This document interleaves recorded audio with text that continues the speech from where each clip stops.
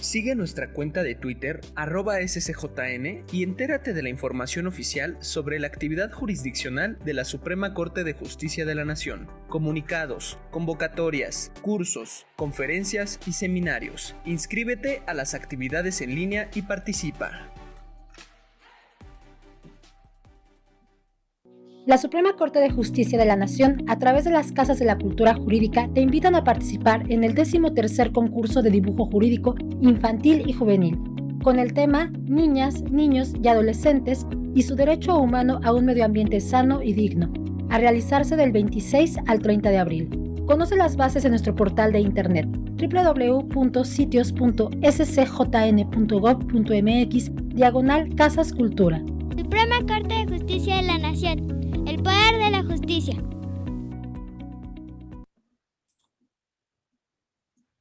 Muy buenas tardes a todas las personas que nos acompañan el día de hoy en esta sesión del Diplomado en Juicio de Amparo.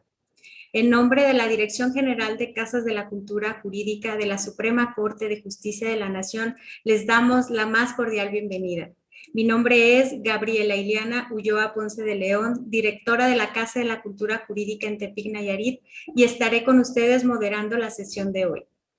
Previo al inicio de la exposición, hago de su conocimiento que el chat de esta transmisión se abrirá 15 minutos después de que se inicie la sesión a fin de recibir sus preguntas para el disertante. Para poder visualizarlo, favor de actualizar la página del navegador. Además, les recordamos que no es necesario que en este chat acrediten su asistencia, ya que esto lo podrán hacer con posterioridad en la plataforma del diplomado. El día de hoy tenemos el gran honor de contar con la participación del doctor José Manuel de Alba, magistrado del Segundo Tribunal Colegiado en Materia Civil del Séptimo Circuito con residencia en Jalapa, Veracruz, quien expondrá el tema del módulo 4, amparo indirecto, suspensión, y a quien le agradecemos el haber aceptado la invitación. A continuación, me permitiré dar lectura de su síntesis curricular. José Manuel de Alba estudió la licenciatura en Derecho en la Escuela Nacional de Estudios Profesionales, plantel Acatlán, Universidad Nacional Autónoma de México, y cuenta con la maestría y doctorado por la Universidad Cristóbal Colón, Boca del Río, Veracruz, en colaboración con el Instituto de Investigaciones Jurídicas de la UNAM.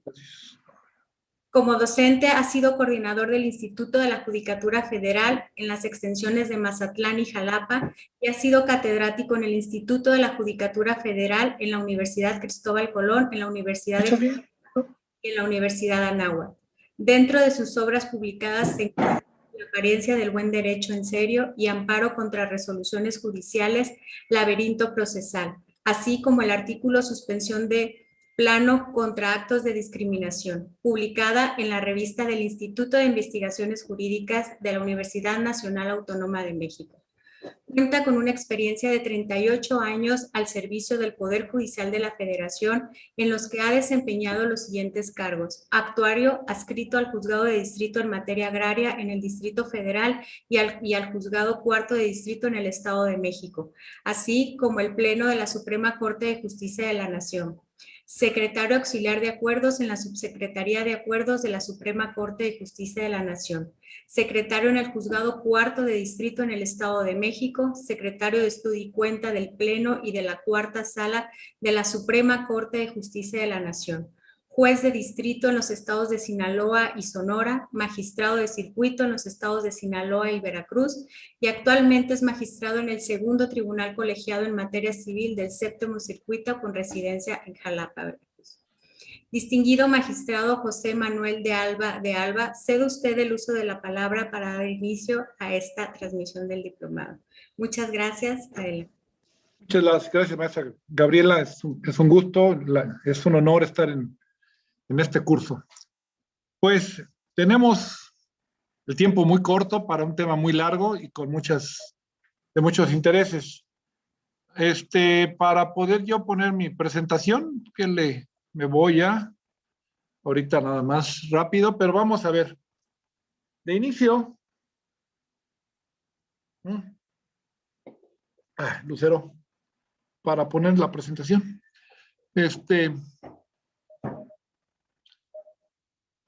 Vamos a ver el primer tema, podemos señalar que es ¿cómo voy a poner? Ahí está. Ahí estoy. Ahí me ven, veo. Bueno, vamos a poner para ver esto, un caso no hipotético, está de moda, es el personal del sector privado de salud pidió el amparo en contra del acuerdo que establece que nada más se va a vacunar al sector público. Ese es el tema general. El juez de distrito hicieron su planteamiento, su demanda, y el juez consideró que de concederse la medida cautelar, se violaban disposiciones de orden público, como son el Plan Nacional de Desarrollo, y dice, eso es de orden público y hay que llevarlo, punto. Más o menos es lo que dijo, esto es de orden público. En el colegiado, contra la negativa, se fueron a la queja. Esto es lo que procede contra la negativa de la suspensión de plano. Y ahí, pues, se venían alegando que dejado de analizar que son actos privativos de la vida y que están dentro del 126 y que debería de darse de plano, es lo que alegan. El tribunal revoca y hace un análisis del 126 y dice, debe de caer en él. ¿Por qué? Porque está tocando que en este caso se encontraba un tema de relevancia como la vida y que era importante y que era irreparable que no se pudieran vacunar. En conclusión, eso es lo que reclaman, ¿sí? Que los quejosos no estaban conforme al Plan Nacional de Desarrollo de vacunación y que por lo tanto no les correspondía porque solamente les correspondía al sector privado y que eso eran en esencia también unas condiciones en que trabajaban en cuestiones de desigualdad. Y hacen un análisis de la apariencia del buen derecho y la urgencia. Y si como es urgente y tiene apariencia, les concedo. Hay un voto concurrente de otro magistrado que dice, no está en contra de que se conceda la suspensión de plano, pero en el respecto de los actos, estos actos no caen en el 126 para que midiera la medida cautelar. No cae en el 126. Ese es el tema. De alguna manera, si estaba o no estaba, y que él decía que debería de haberse hecho con una suspensión provisional. Entonces, ¿mandé? ¿Quién dice? ¿Qué dice? Que no se están viendo las diapositivas. A ver, ¿qué hago? Perdón, ¿no se están viendo las diapositivas? Sí, no están compartidas, magistrado. A ver, por favor. O record. Avísenme, por favor, yo estaba con el... A ver, ¿ahí estamos? No.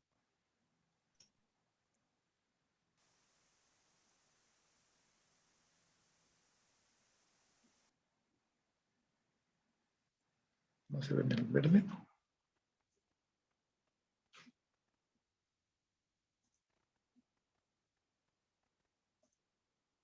¿Ahí estoy? Sí. Bueno. ¿Ahí se ven? Ahí está. Ahí ya se ven. Muchas gracias. Bueno, gracias. Perdón. Es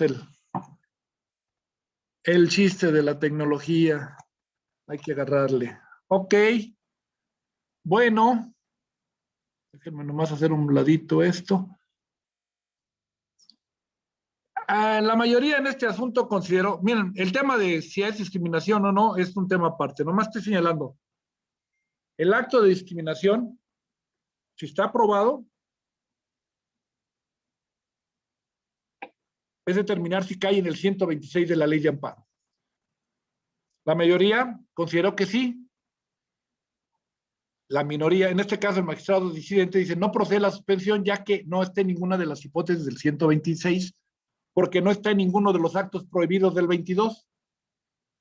Dice aquí, pues no estamos en ninguna hipótesis de esta. Y si vemos este punto, precisamente, pues creo que tiene razón el magistrado disidente, porque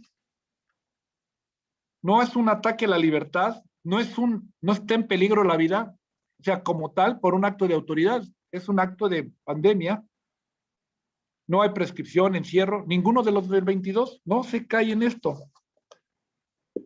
Pero lo que yo pienso, que aquí, aunque no se cae en ninguno de los artículos, de los temas que están en el 126 y del 22, para mí, haciendo un análisis pues, de la nueva normativa que rige el nuevo marco constitucional, pues creo que sí. Y yo me haría las siguientes preguntas, ¿sí? ¿Contra qué actos procede la suspensión de plano? Ya, pues, aquí me respondería, contra actos prohibidos en la Constitución. Y la segunda pregunta, ¿contra todos los actos prohibidos en la Constitución? Y me diría, no, la respuesta es que solo con los del 22. Ah, caray, pues aquí empezamos a tener una problemática que hay que ir analizando, ¿no? ¿Hay más actos prohibidos en el 22? Pues la respuesta es sí, ¿no? ¿Cómo cuál? ¿Cómo cuál sería? La prohibición de discriminar por razón de sexo, edad, estado civil, contenida en el artículo 1 constitucional. Pues entonces tendríamos un asunto, pues meridianamente fácil, ¿no? Pues está aquí la respuesta. Pues sí, pero ¿cómo le hago si yo puedo hacer extensivo lo que dice el 126 y lo puedo trasladar al artículo 1? Porque nada más me refiere que se va a las prohibiciones constitucionales de no torturar, no golpear, no dar palos. ¿Hay manera de solucionar esto? Miren, generalmente, y así a veces la forma de ver el derecho era muy especial. Veíamos la acción que se podía ejercitar, el recurso, ¿cuáles teníamos? Y veíamos si en esos recursos cabía el derecho. Si no cabía el derecho, no hay derecho, se acabó, no tengo recurso. La forma de ver los derechos humanos y conforme el artículo 1 constitucional nos tiene que cambiar. Cuando ya en la Constitución existe un derecho, le tenemos que otorgar una garantía. Un derecho sin garantía es como un amor sin flor, una flor sin flor, o sea, una pensión alimenticia con un padre desobligado, o sea, no puede ser así. Tenemos que garantizar el derecho y su garantía. Por eso, en el artículo 1 se reconocen los derechos y sus garantías. Y cuando no la hay, tenemos que buscarle una garantía para solucionar el caso. Ahora, ¿qué quiere decir que un acto esté prohibido? O sea, esto es importante y determinándolo en ese aspecto. Los actos prohibidos se conocen como de jus cogens o menos frecuentes. Esa es una locución latina empleada en el ámbito del derecho internacional público para hacer referencia a aquellas normas imperativas o perentorias que no admiten ni la exclusión ni la alteración de su contenido. De tal modo que cualquier acto que sea contrario al mismo debe ser nulo. O sea, hablamos de cuando hay una prohibición, estamos hablando de jus cogens. Cuando un acto como la tortura, ¿sí? La pena de muerte, la extranjería, en el caso la discriminación, hay muchas resoluciones de la Corte que ya han establecido que la discriminación es de jus cogens. Y en este caso, por ejemplo, les puedo señalar que ya se estableció, por ejemplo, el matrimonio de personas del mismo sexo. La Corte dijo que las legislaturas que no contemplen el matrimonio de personas del mismo sexo son discriminatorias y que son de jus cogens. ¿Y qué quiere decir que aquellas? Estamos en una norma, si nos vamos muy kantianos, un imperativo categórico. son aquellas normas en que ya no vamos a discutir, que creo que de al menos que lo políticamente correcto, nadie podía estar de acuerdo con una discriminación. Nadie políticamente correcto podía estar de acuerdo contra la tortura. Hablando en ese contexto, hay un consenso de que estos actos no deben de existir. ¿Y cómo los protege? ¿Cómo se protegen en el del derecho? Con normas que son de carácter imperativo. No pueden tener un contenido, no se puede disponer de ellas. La parte contraria a quien se le hace valer se puede oponer a ella, no se puede oponer a ella. Y entonces así estas prohibiciones, ahí las tenemos. En la Constitución tenemos este tipo de prohibiciones. El artículo primero nos habla de la no discriminación, la prohibición de la esclavitud. El artículo 22 nos habla de la prohibición de la tortura. ¿Cuál es la consecuencia de que un acto esté prohibido? Como les digo, con esta interpretación del jus cogens y habiéndose incorporado a la Constitución los tratados internacionales, esta figura internacional del jus cogens que sirve para proteger los derechos humanos o que vayan en contra de normas prohibitivas, es el jus cogens. El artículo 53 de la Convención de Viena así lo establece. Dice, un tratado será nulo cuando fuera contrario a una norma imperativa del derecho internacional.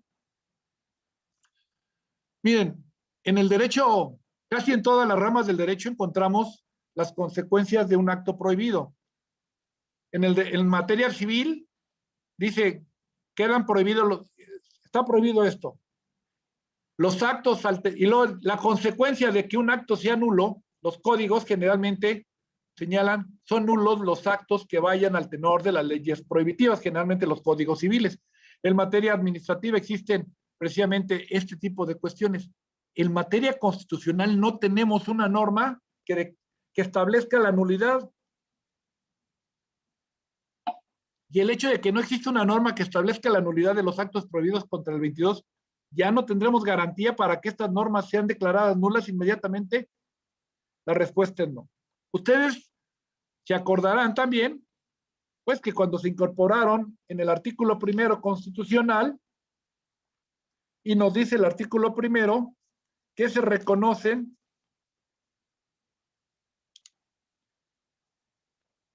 en los Estados Unidos mexicanos, todas las personas gozarán de los derechos reconocidos en la Constitución, en los tratados internacionales de los que el Estado mexicano es parte, así como de las garantías para su protección, cuyo ejercicio no podrá restringirse ni suspenderse. O sea,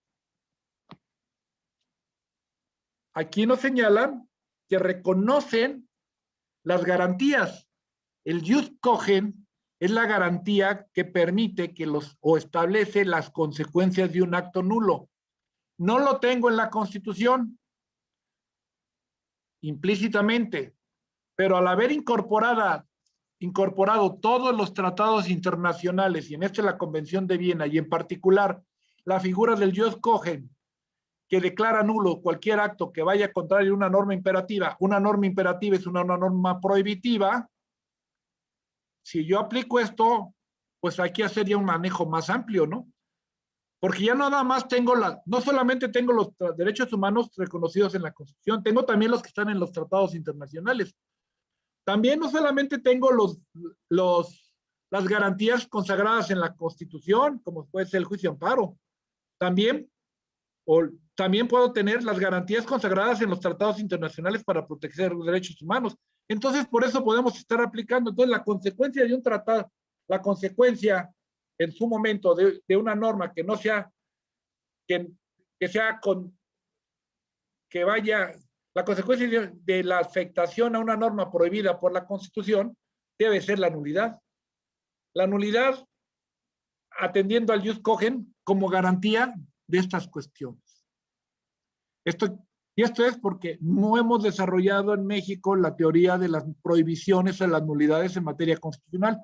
Creemos que todo esto se soluciona vía juicio de amparo y mediante un juicio en el cual se ve la constitucionalidad de un acto. Sí, no, pero no de los actos prohibidos. Vemos la inconstitucionalidad de normas que no están hablando de prohibiciones, sino de aquellas en las que los derechos pueden estar a discusión y se tendrá que hacer una ponderación. Ahí no tendríamos ningún problema.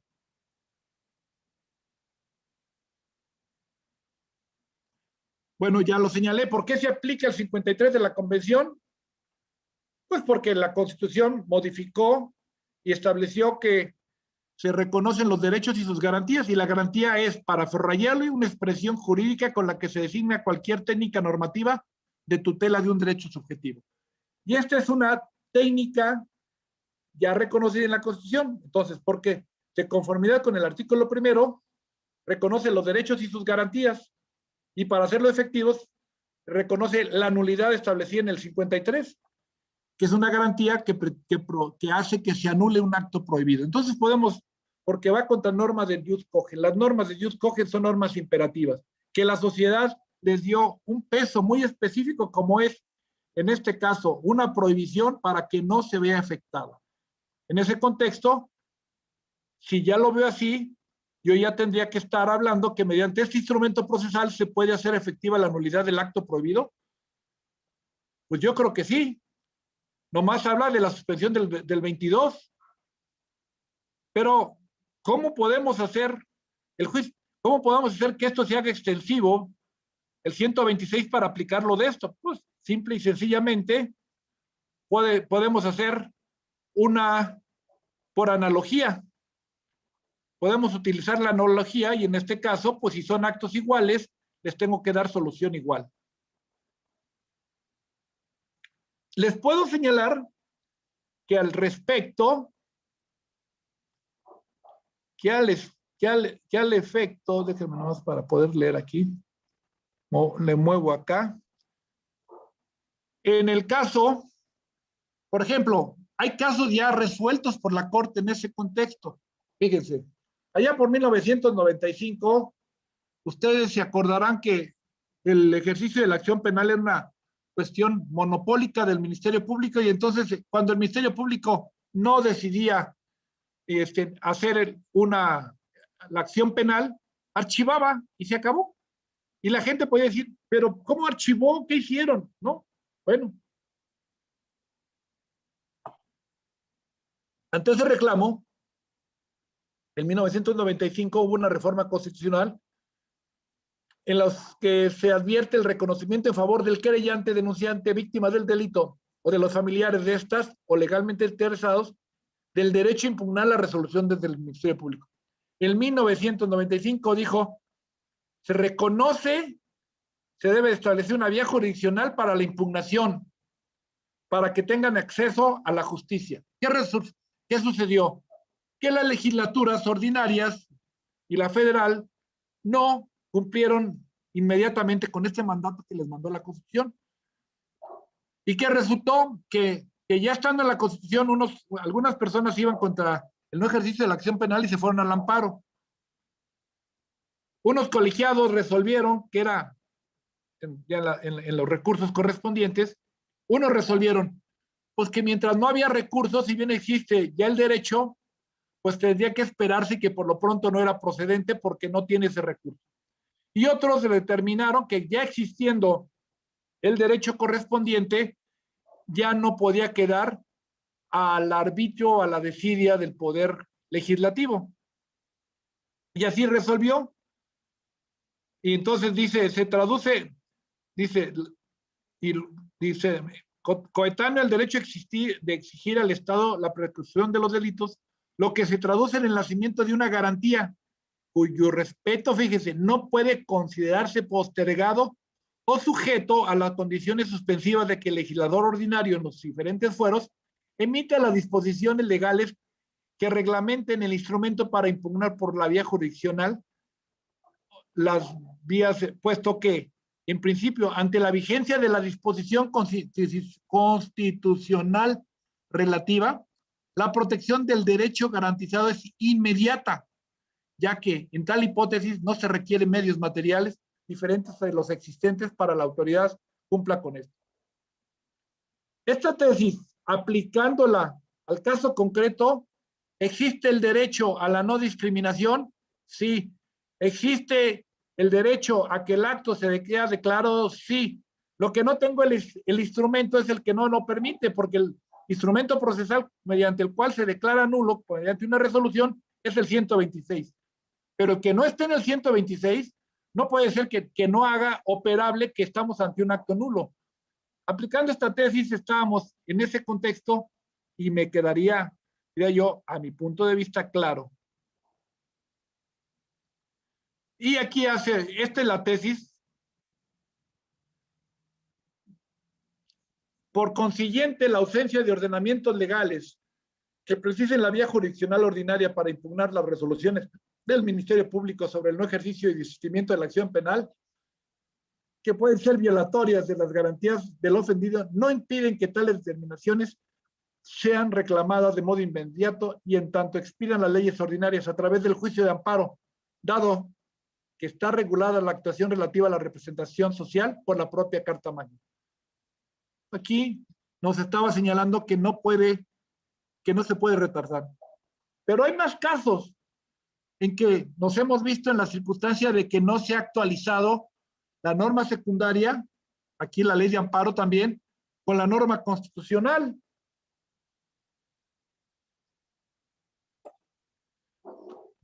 Estuvo el caso de la suplencia de la queja deficiente en materia penal en favor de la víctima y el ofendido. ¿Qué sucedió? Que en el marco constitucional, en las reformas del artículo 20, apartado B de la Constitución, se habían establecido que el ofendido y el reo gozaban de los mismos derechos. Entramos a una reforma constitucional de igualdad de armas. Entonces, en la Constitución ya tenía yo la libertad, la igualdad de armas ante la ley. Sí, eran iguales los dos para estar en este contexto. Pero resulta que el 76 bis, fracción segunda de la ley de amparo, quedó igual y solamente habló de la fracción segunda de la ley de amparo, solo prevé para el reo. Y entonces unos colegiados dicen, pues no hay suplencia de la queja para el reo, perdón, para la víctima, solo para el reo. Nos trajo esta resolución en que dijo que no. Fíjense, esta tesis es muy interesante para ir viendo estos cambios en la forma de interpretar.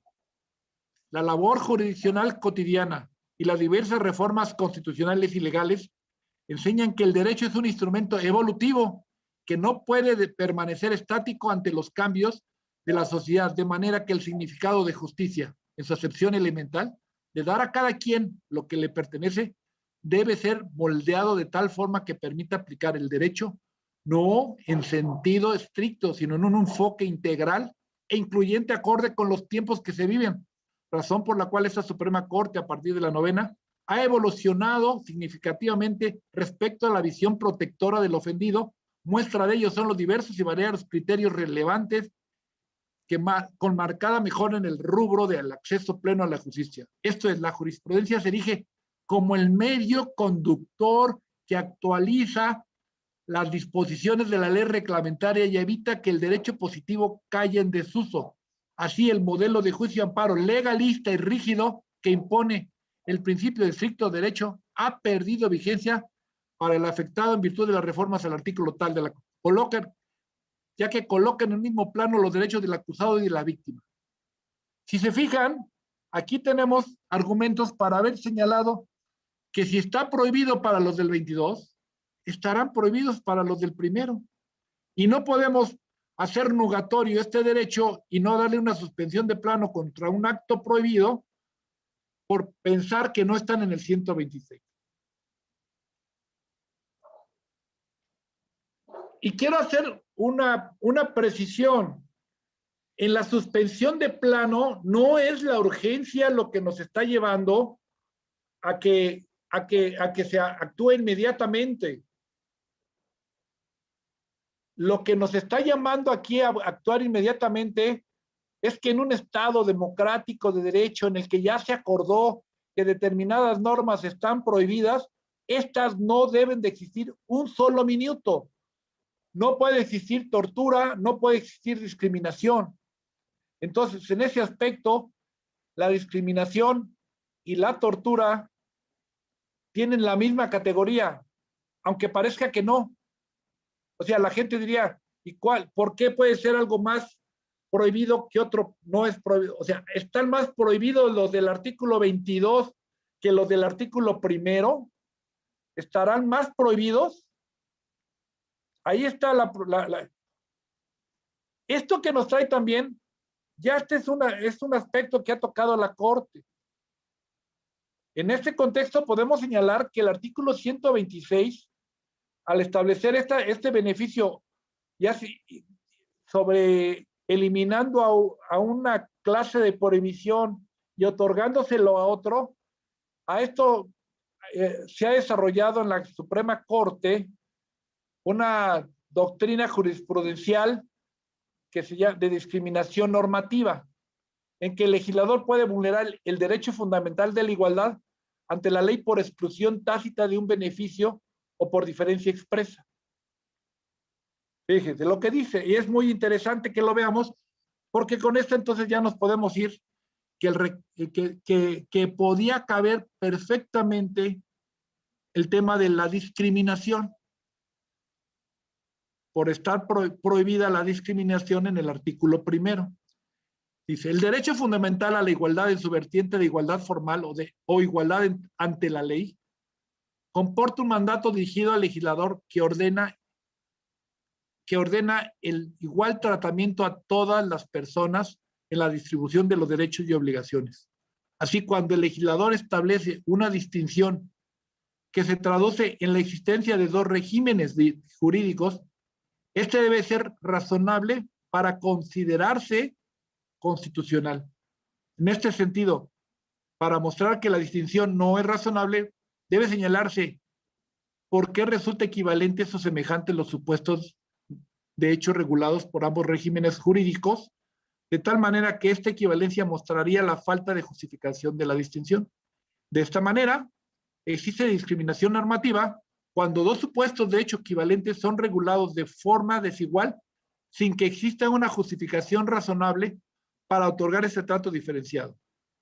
Al respecto, debe señalarse que la discriminación normativa constituye un concepto racional en el sentido de que a la luz del derecho de igualdad, en principio, ningún régimen es discriminatorio en sí mismo, sino en comparación con otro. Dicho de otra manera, la inconstitucionalidad no radica propiamente en el régimen jurídico impugnado, sino en la relación que existe entre este y el régimen que se compara.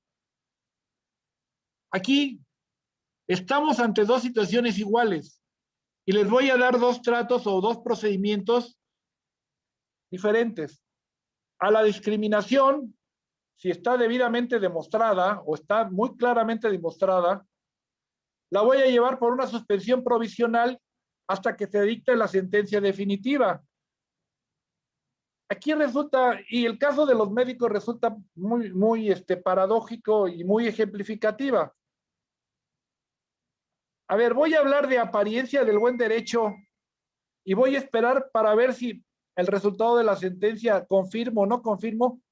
En el momento en que los médicos lograron que con la suspensión de plano se les pusiera la vacuna, el asunto ya concluyó y ya no tengo problema. Cumplió su función la norma. Porque si lo quiero llevar por la vía de la suspensión, ¿y qué tal si al final digo que el juicio es improcedente? Le quito la vacuna, se consuma, es de urgencia en ese contexto. Es tutela de urgencia de alguna manera, pero se basa esta tutela de urgencia en un derecho de carácter imperativo que hace en realidad innecesario un procedimiento. Por esa razón, podemos señalar que no estamos en esta hipótesis, Lucero. Esto es por lo que era un tema, porque está dentro de lo que estamos tratando, un tema de la suspensión de plano. Voy a entrar a ver si ahorita voy a hacer nomás el cambio de ¿cómo se llama? De diapositivas para ver ahora la suspensión a petición de parte. Vamos a analizar entrando aquí, a ver si no nos salimos, a ver que todo vaya bien. Sí, la reforma constitucional del 2011. ¿Qué? Ay, papá, quita esto porque no lo vas a ver.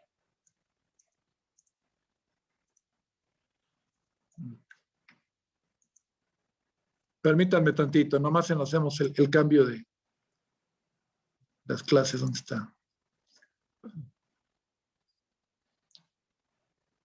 A ver. No, a ver, ¿dónde está? Servicio, clases, elementos, concesión, interpretación, medidas cautelares, pensión provisional, populismo, pato, donas, suspensión. No, ¿dónde quedó? ¿Sí la tenía? Populismo. Espérenme, ahí vamos, no más, no se me. Ahí está, ya está. Ahí está, vamos a cambiar. Entramos.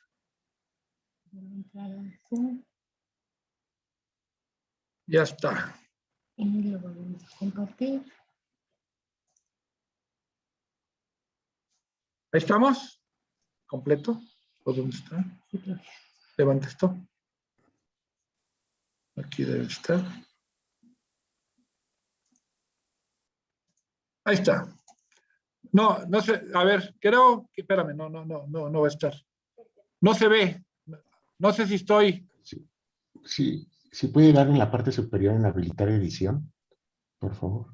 ¿Cuál? A ver, En la parte superior hay una línea en amarillo, dice habilitar edición. Si le da clic ahí para que le permita poner la pantalla completa. A ver, baja esto. A ver, ok. Ahora sí, la pantalla ¿Ahí estamos? completa. No, ya se descompartió. Sí, puede volverla a compartir. Por favor. Ahora sí, en la parte inferior. Exacto, ya. ¿Estamos todos? Sí, gracias. Gracias. Bueno, pues miren, ya no es gran estreno, ya son 10 años que tuve esta presentación. Era cuando se empezó la reforma constitucional del 2011 y íbamos a ver qué trajo de nuevo esta reforma constitucional en materia de amparo. Ya no es nueva, ya estamos con una reforma antigüita. Pero esta reforma fue muy trascendental porque manejó 3 aspectos a desarrollar que no conocíamos. Eran 3. La naturaleza del acto reclamado, y esto está en la fracción 10ª del artículo 107. Cuestiones que no conocíamos. Naturaleza del acto reclamado no estaba en la Constitución. Apariencia del buen derecho y ponderación. Son 3 cuestiones que tenemos en ese contexto que no conocíamos. Hay que darles contenido. Son 3 elementos que hay que conocer para empezarlos a manejar. En primer lugar, ¿qué contiene? Pues la naturaleza del acto reclamado. Aquí hay que hacer hincapié que cualquiera se puede ir con la finta de que la naturaleza del acto reclamado se está refiriendo a unos conceptos ya de la octava que están superados.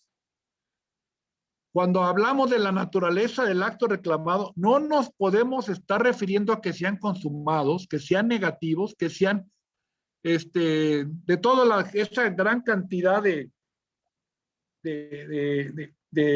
conceptos que manejamos para negar la suspensión.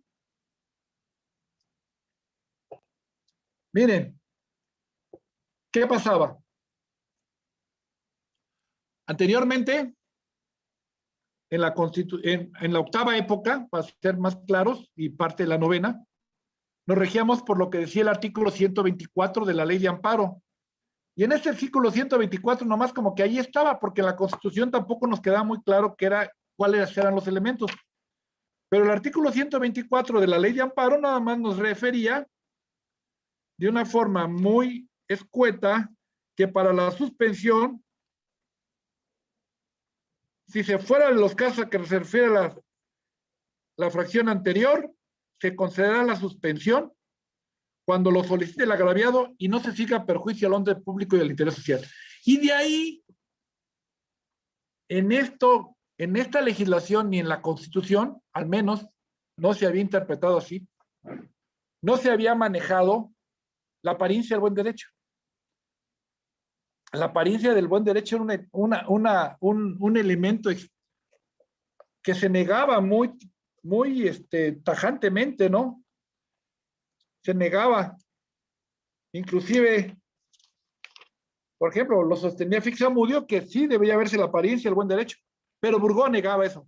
Nosotros estábamos acostumbrados y aprendimos en el libro de Burgoa, y Burgoa tenía una concepción de esto de la apariencia y de lo que planteaba Fixamudio, y decía muy claramente, miren, fíjense cómo decía, esta concepción de nuestro distinguido tratadista es inadmisible y solo puede explicarse por su afán de aplicar a las instituciones procesales del juicio de amparo las opiniones de doctrinas extranjeras que lo desconocen, no lo comprenden o no se refieren a él. No es verdad que la suspensión anticipe provisionalmente algunos efectos de la protección definitiva, pues si protección definitiva entiende Fixamudio el otorgamiento del amparo al quejoso contra actos reclamados, dicha anticipación provisional equivaldría a su preestimación como inconstitucionales, lo que es completamente ajeno a la suspensión, ya que ésta jamás se abordará las cuestiones si tales actos se oponen o no a la Constitución. No puede ser una por evidencia. Esto decía, y así, esto que estamos diciendo se reflejaba en las jurisprudencias que se emitieron, ¿sí? Cantidad de jurisprudencias en que todas negaban, precisamente, si lo vemos muy sucintamente, por ejemplo, suspensión en materia de la difiere. Al respecto, sobre ella no puede estudiarse cuestiones que se refieren al fondo. Entonces, como nunca podíamos ver el fondo, nomás nos concretábamos a que fuera cierto y que no contraviniera disposiciones de orden público. Ojo, pero aquí no se hacía ponderación. Si era cierto el acto reclamado y no era consumado, pero caía en alguna de las hipótesis del 124, entonces se negaba la suspensión sin ponderación. ¿Qué está pasando ahora? ¿Qué sucedía? Fíjense, en la exposición de motivos se estableció el cambio para poner la apariencia del buen derecho. Dice, la exposición de motivos, en parte de ella dice, en materia de suspensión del acto reclamado se propone establecer el marco constitucional a fin de prever un sistema equilibrado que permita que la medida cautelar cumpla cabalmente con su finalidad protectora y al mismo tiempo cuente con mecanismos que eviten y corrijan los abusos que desvía su objeto natural. Para tal efecto, se privilegia la discrecionalidad de los jueces, consagrando expresamente como elemento a considerar para el otorgamiento de la suspensión la apariencia del buen derecho. Requisito que reconoció la Suprema Corte y constituye uno de los avances más importantes en la evolución del juicio de amparo. Sin embargo, para asegurar esa correcta aplicación, se establece la obligación del juez de realizar un análisis ponderado entre la apariencia y el orden público. Aún teniendo apariencia, vamos a hacer ahora una ponderación. Antes nomás era, no es consumado, y luego veo si está en alguna de las hipótesis, y con eso negaba. No había ponderación. En la tesis de lanzamiento de la primera sala, está muy claro que ya cambiaron los conceptos. Aquí en esta tesis de lanzamiento, el tema que se puso a discusión fue si contra un lanzamiento ejecutado procedía o no podía la suspensión. Un colegiado determinó que no procedía la suspensión e inclusive haciendo caso omiso de lo que le decía el artículo 147 de la Ley de Amparo, porque la Ley de Amparo, el 147, dice, atendiendo a la naturaleza del acto reclamado, ordenará que las cosas se mantengan en que guarden. Y de ser jurídica y materialmente posible, restablezca provisionalmente al quejoso en el goce del derecho violado mientras se restablezca. Cambiamos el chip y ahora podemos restituir en el goce violado. Entonces aquí podemos hacer una pequeña, y aquí voy, y en esta tesis, en la parte final, hace una cuestión que es muy importante establecer. Dice, fíjese al final, análisis que puede llevar a resultados distintos al resolver sobre la suspensión provisional o definitiva, debido a la diferencia de los elementos probatorios que tiene a la vista el juez, o de si el quejoso es parte vencida en el juicio contra el cual se decretó el lanzamiento, o si esta persona se extraña, entre otros aspectos. Todo lo cual, en su caso, debe ser valorado al analizar las particularidades de cada asunto, para verificar si se prueba la apariencia del buen derecho y el peligro en la demora. A fin de cuentas, es lo que determina si se concede o se niega la suspensión. ¿Qué voy a entender entonces por la naturaleza del acto reclamado? Yo creo que no vamos a entender lo que se señalaba anteriormente, consumados negativos, porque ya esto ya está en la ley de amparo, ya no está así. Lo que debo de entender es que el acto sea urgente. Una de las consideraciones importantes para toda medida cautelar es la urgencia y el peligro en la demora. La naturaleza de toda medida cautelar nace precisamente de este tránsito que se lleva, este tránsito lento que lleva el juicio, y que al que perjudica es al que viene como quejoso o al actor en los juicios. Porque luego tiene que, aunque muchas veces teniendo ya un derecho casi inminente, un derecho incontrovertible, decía, como no puedo ver el fondo, como no se puede ver el fondo en las medidas cautelares, te voy a llevar hasta la sentencia. Y ese tiempo está perjudicando al que tiene el derecho. Entonces, como un paliativo para precisamente que el procedimiento no se convierta en un tormento y una injusticia, entonces se tiene que cambiar. En la ejecutoria del lanzamiento, nos señala, por ejemplo, en el párrafo 68, por tanto, en la regulación originada con la reforma constitucional, carece de relevancia considerar si el acto reclamado ya fue ejecutado o si se consumó para efectos de resolver si se concede o no la medida cautelar, porque admitiéndose la posibilidad de restablecimiento en el goce del derecho como una resolución anticipada de la tutela que se espera del juicio, lo determinante para conceder la medida debe ser la ponderación entre la apariencia y el interés social, que la tesis sí habla de la apariencia, el buen derecho y la urgencia en la medida. Ahí aclara. Entonces, en consecuencia, podemos señalar que este punto que vamos a entender por la naturaleza, yo voy a entender como naturaleza del acto reclamado que el acto sea urgente. Acto que no sea urgente, no me metería yo a resolver una suspensión, porque puede llegarse al dictado de la sentencia.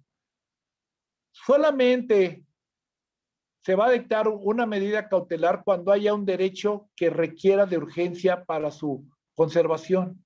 Entonces tenemos que entender en ese sentido. ¿Sí? Esto precisamente nos llevaba, anteriormente nos manejábamos con dos corrientes que se manejaban para resolver la suspensión. Una corriente avalorada, abstracta, desvalorada. En esta se negaba todo estudio de fondo. Y también tenemos la concreta valorada, que acepta un análisis provisional de la constitucionalidad. Entre unos y otros, pues encontramos Burgoa, Leonorantes, ¿sí? Encontramos la gente, Burgoa eminentemente estaba con que era imposible manejar en una medida cautelar el fondo. Por su lado, Fixamudio, Ricardo Couto, Ricardo Góngora Pimentel, y el actual presidente de la Corte, el ministro Lelo de la Rea, también participaba de esta corriente y escribía en su libro, hacía una nueva ley de amparo, ya hablaba de la apariencia del buen derecho. Entonces, esta es fíjense cómo se dio el cambio. Les vamos a poner cómo, en el caso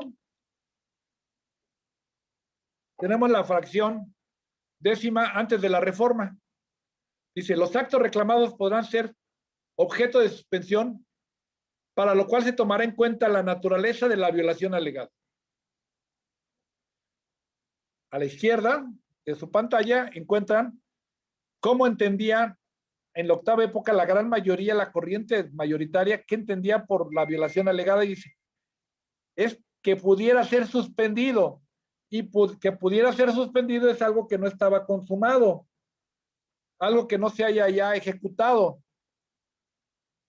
Pero el ministro Góngora, o en ese entonces magistrado, en una resolución que emitió en la octava, a finales de la octava época, tuvo un caso en el que hizo la interpretación de este artículo y le dio otro contenido.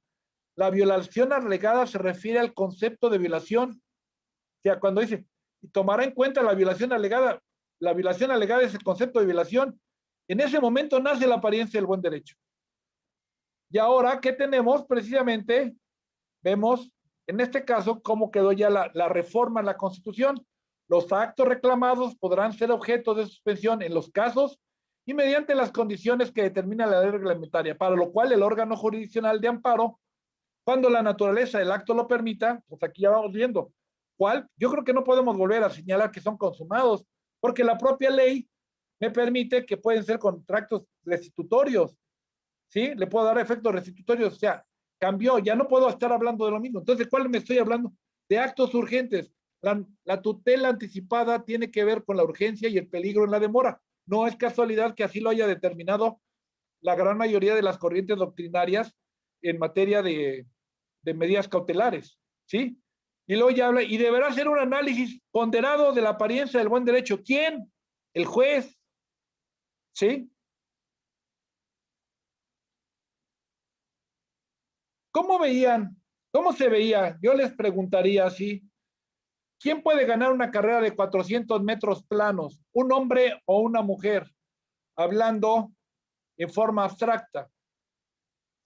Desgraciadamente, pues no tenemos la interacción, es un grupo, no sé cuántos estén viendo la clase, pero bueno, si hiciéramos, tendríamos que estar pensando que el hombre, por sus características y en forma abstracta, y en otros datos de carácter genérico, podríamos ver que los hombres son más fuertes y tienen los récords mundiales de los hombres, nos llevan a pensar que están por encima de los récords mundiales de las mujeres. Entonces, en ese contexto estoy viendo en forma abstracta. Entonces, si ustedes tuvieran que apostar en la carrera, ¿a quién le apostarían? ¿Al hombre o a la mujer?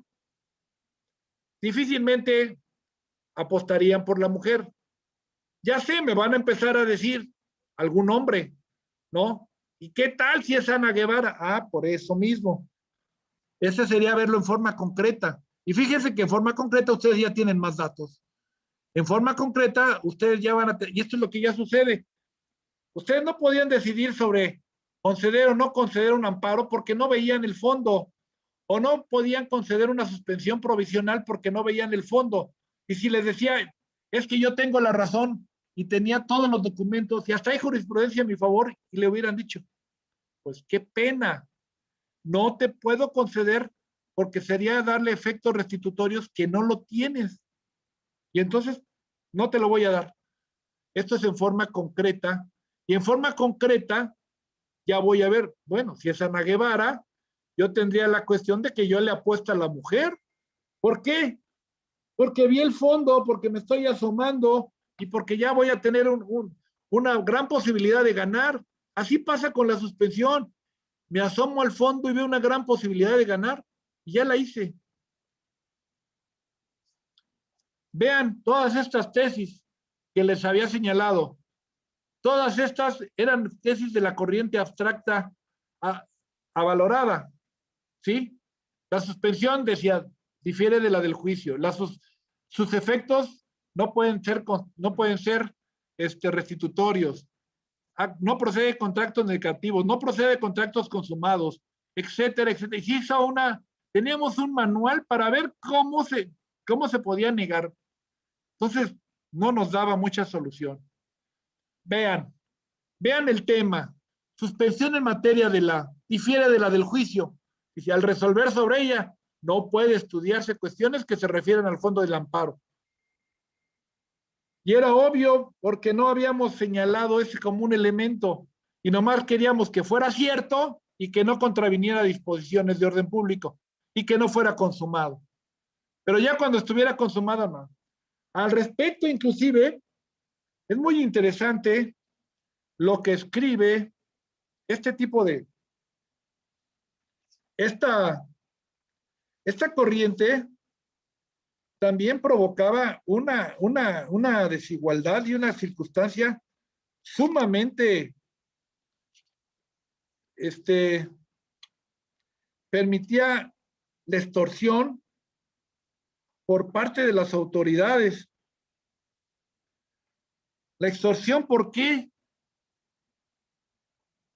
Las autoridades sabiendo, por ejemplo, y seguimos con esto, los efectos de la suspensión consisten en mantener las cosas en el estado que guardan al decretarla y no en invalidar lo actuado hasta ese momento, pues eso será darle la suspensión señalada efectos restitutorios, lo que es materia exclusiva de la sentencia de fondo cuando se concede la protección constitucional. Cuando veo el fondo, sé si tiene razón o no. Efectivamente, si mi primera concepción es que el fondo no se podía ver, pues precisamente nomás podía ser nada más para puros efectos suspensivos. Pero cuando ya le voy a dar efectos restitutorios, pues tengo que ver el fondo. Actos negativos. Fíjense que es improcedente conceder la suspensión.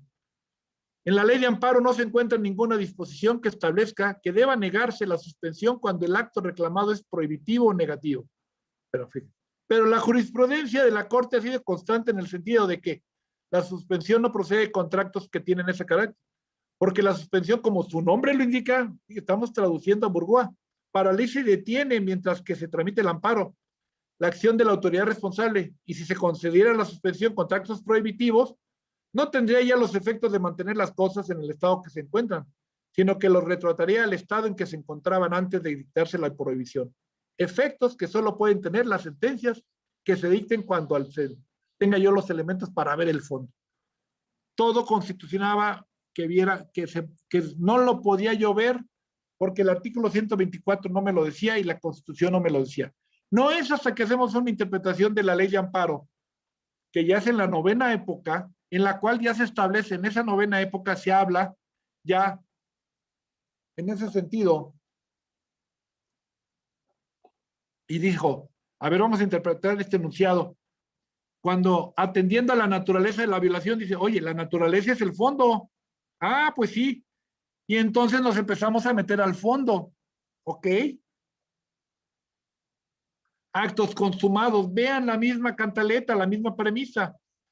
Contra los actos ya consumados es improcedente considerar porque se le daría efectos restitutorios que son propios de la sentencia que se dicta en cuanto al fondo. O sea, ¿por qué? Porque hasta en el fondo puedo ver la constitucionalidad o no. Antes no. Bueno, esa era la premisa. Donde se empieza a avanzar es que las medidas cautelares dice, cuando haya urgencia, asómate al fondo. ¿Con qué pruebas? Ah, bueno, las pruebas que te presente el quejoso. ¿Cuáles? Las que se puedan desahogar en ese momento. La ley de amparo te establece cuáles son las que se pueden desahogar en ese momento. No todas. No vas a presentar una pericial ni nada para efecto de resolver una suspensión provisional, ni la definitiva. Serán meramente, si acaso, una inspección judicial y, en su momento, todas las documentales. Esas pruebas me tienen que llevar a que tenga razón el quejoso. Si de ellas desprendo que hay una verosimilitud con esas pruebas, le daré una suspensión. Si la parte acá en la definitiva me presentan otras pruebas, puedo darle otro efecto. Pero esto no quiere decir que si ya me decidí en el fondo, hice una interpretación del fondo, lo hice en función del alcance que tuvieron las pruebas que en ese momento tenían. Esto es como un tráiler, ¿sí? En el cine, una película, no la has visto toda, viste unos cachitos, ya te emocionó, pero tienes que esperarte hasta el final y ahí, pero esta parte ya te tiene que dar una gran verosimilitud, que en caso de no presentarte pruebas en contrario, en este caso la autoridad responsable deberá concederse. Pero el hecho de que ahorita yo decida, lo estoy haciendo en ámbito de suspensión provisional y con las pruebas que hasta ese momento tengo conocimiento de ellas, no todas. Por eso es que inclusive es provisional. Y entre comillas, cuando se habla de apariencia, no quiere decir que sea superficial, no. Cuando ya tengo los pelos dicen, ¿por qué sabes que la burra es parda? Porque tengo los pelos de la burra en la mano. Si ya lo veo así, yo ya, si la tengo, digo, si no me presentan pruebas en contrario, con esta que concedió ahorita, me puedo ir hasta el fondo y ya no hay problema. Eso es lo que es la apariencia, que le doy la ventaja. ¿Y cuál es la ventaja que tiene el actor? Bueno, le estoy dando la ventaja, algo que no tiene en el procedimiento ordinario. En el procedimiento ordinario hay una presunción a favor del demandado, o en este caso la autoridad, de hasta que no se determine la inconstitucionalidad de la ley, o del acto reclamado, no puede empezar a ejecutarse. Pero ¿qué pasa cuando ya nos metemos a las medidas cautelares? Y en este caso la suspensión, que en términos de apariencia del buen derecho, las pruebas que tengo a la vista, que me dan la oportunidad de presentarlas, y que si estas de inicio son suficientes, como las documentaron la inspección y con ellas se le puede conceder una suspensión, puedo señalar que empiezo a hablar de un amparo provisional.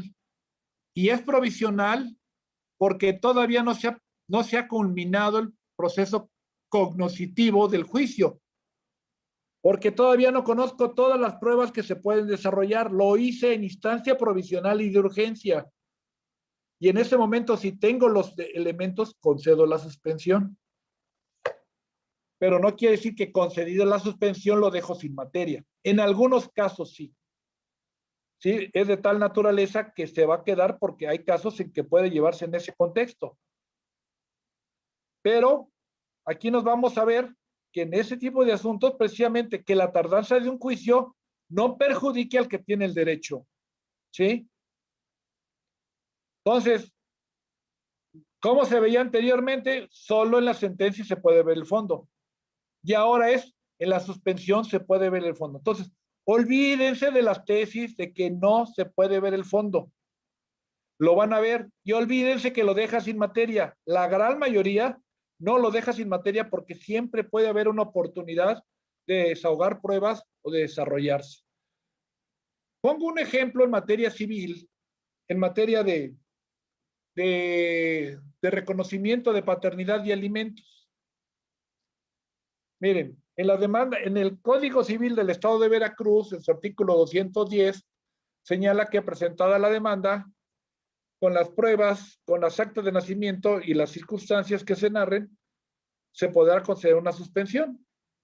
Bueno, resulta que, por ejemplo, en un hipotético caso, una secretaria le dice a su jefe que va a ser, que es el papá del niño que ella engendró, que ella tiene, y le pide reconocimiento de paternidad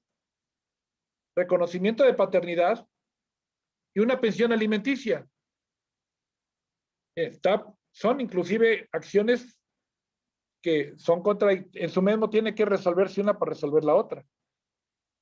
Si no es el hijo de esta persona y no hay un acta de nacimiento, pues no debería de otorgarse una pensión alimenticia, aunque sean menores, porque no sabemos si el niño es o no es de él. O sea, el solo dicho de la secretaria no puede hacer que el niño sea del jefe. ¿Sí? Se negaría. Esta negativa, por no haber acreditado su apariencia del buen derecho, en este caso, por no tener el documento, no queda ahí, porque en el juicio, la secretaria, en este caso la madre, puede pedir la prueba del ADN. Y si no se quiere hacer la prueba del ADN el señor, entonces se va a presumir. Si no se la hizo y se presumió, con esa prueba, ahora sí vamos a tener una presunción con la cual pueden hacer un derecho. Empezamos. Y de no haber prueba en contrario, el que se haya decidido en este momento a llevar los alimentos, a que se dieran los alimentos provisionales con esta medida, con esta presunción, no quiere decir que ya se acabó el juicio. ¿Por qué no se acabó el juicio? Porque el señor ahora puede demostrar durante el juicio una prueba que no se hizo esa, pero puede presentar la prueba, por ejemplo, que se hizo la vasectomía hace 25 años. Y va a decir, mira, y aquí está la prueba, o que tuve meningitis de niño y yo nunca he podido tener hijos. Eso es falso, yo no tengo hijos porque tuve meningitis y soy estéril.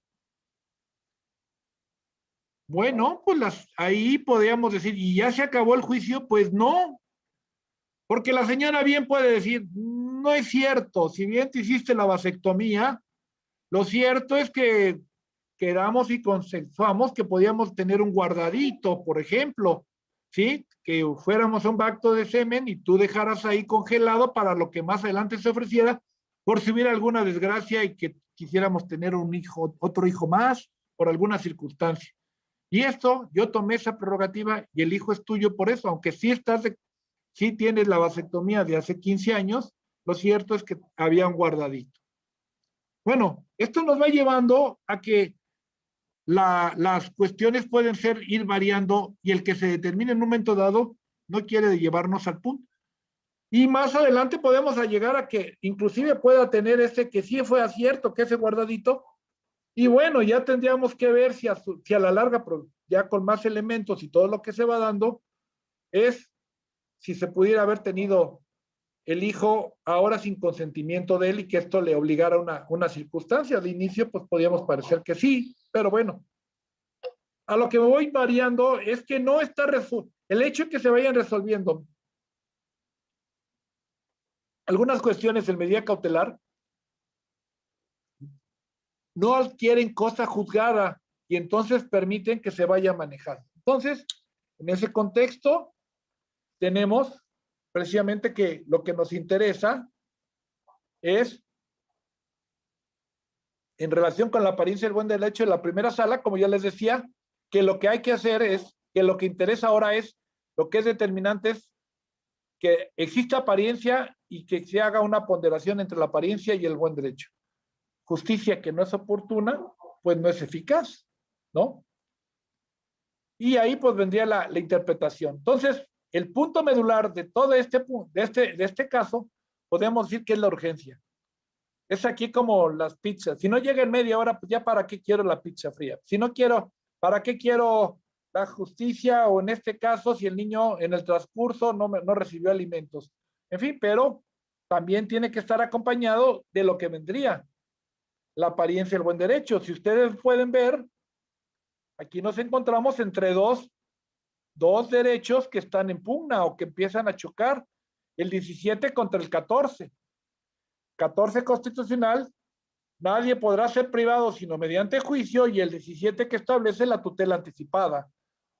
¿Sí? Junto con el 25 de la convención que como ya indiqué, debe ser también reconocido como parte del derecho nacional. Ya el artículo 25 de la convención ya lo debemos de tener. Yo no hablo de derecho convencional. El derecho convencional entró en la Constitución. Ya no puedo estar hablando que haces un análisis de convencionalidad. Si los tratados internacionales se integraron al artículo primero constitucional, a la Constitución, entraron directamente y son derecho nacional, de origen internacional, pero a fin de cuentas reconocido. Hay una tesis que es muy conocida de ustedes que determine que son diferentes, porque los tratados internacionales entran de forma diferente a integrar derecho nacional, porque entran por un tratado internacional suscrito por el presidente y ratificado por el Senado. Mientras que los derechos humanos de carácter y las reformas constitucionales que se hagan, se hacen por medio del procedimiento legislativo en el que se tiene que tener una mayoría calificada para hacer reformas constitucionales. Bueno, quiero decirles que estas reformas a los derechos humanos entraron por medio de una reforma constitucional. Porque si bien es cierto, ya existía un procedimiento, se llevó a cabo un procedimiento por medio del presidente de la República, en el que como un tratado internacional y por la ratificación del Senado, así fue como se integraron al sistema jurídico mexicano. pero a la Constitución se integraron por medio del artículo 135.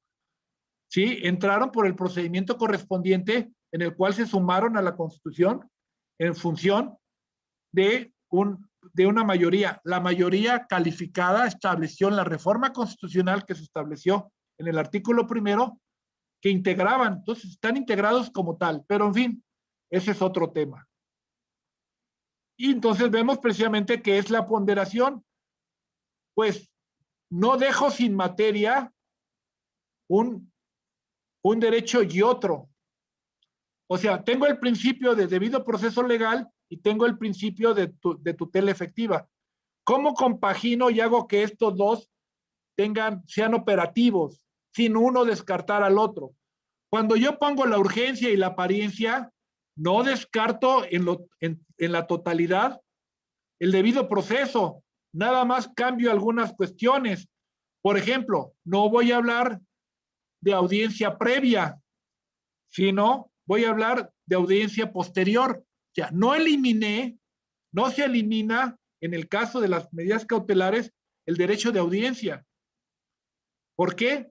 Porque lo estoy haciendo en ese momento, nada más estoy postergando para un recurso posterior. Generalmente se hace o dentro del juicio o un recurso posterior para que se vaya ajustando. Y tampoco va a salir la sola urgencia, sino que también tiene que haber un derecho que debe ser urgentemente tutelado. O sea, porque si yo manejara que no se requiere la apariencia del buen derecho o un derecho legítimamente tutelado, en ese contexto, estaría quitándole el contenido al 14 constitucional y yo concedería sentencias que violarían el 14 en función de querer decir que voy a proteger algo urgente. ¿Cómo les puedo poner un ejemplo? Les voy a poner un ejemplo que nos puede llevar a este tipo de cuestiones. La apariencia es algo importante. Si yo no tomara la apariencia, yo le quitaría contenido al 14 y haría violatorio las medidas cautelares, porque sin audiencia le quito un derecho a una parte. Vean, en un momento dado, le piden alimentos, una nuera le pide alimentos a la suegra. Para su hijo, le pide alimentos para la suegra, a la suegra, porque su marido no le quiere dar alimentos, el hijo de la señora, no le quiere dar alimentos. Bueno,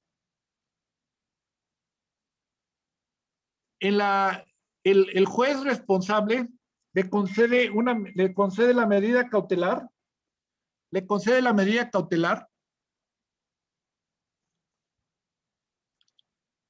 y le dice, te voy a fijar el 40% de tu sueldo, de tu pensión, porque es jubilado. Te voy a quitar el 50% de tu pensión.